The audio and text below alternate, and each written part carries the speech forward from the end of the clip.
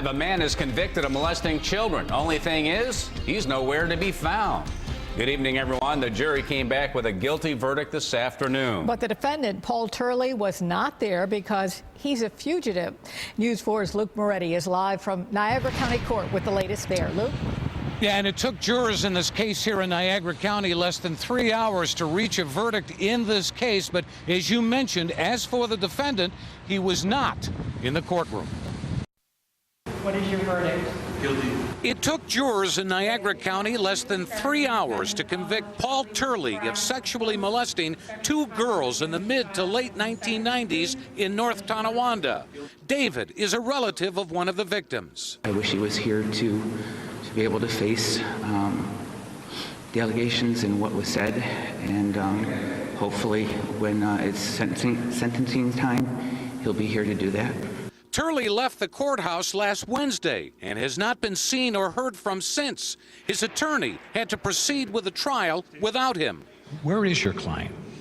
We lost contact with him last Wednesday afternoon. How much did that hurt your defense? Well, it's always a benefit to have your client with you to assist in the defense. Answer count 3. Jurors found Turley guilty of course of sexual conduct against a child and sexual abuse. The victims in the case are now 21 years old. Turley faces a maximum of 39 years in prison when he's sentenced.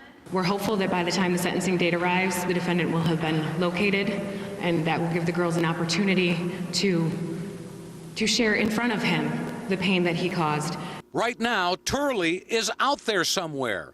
If and when he is located, he will be held without bail. He can run from a lot of things. He can't run from what he did. He can't run from the verdict. And he can never run from the person that he is. Juror Brandy Semang says she didn't know why Turley wasn't in the courtroom for the trial. We just figured, okay, we're going to leave that alone and move on. So. Now that you know, what do you think? I'm glad we voted how we did.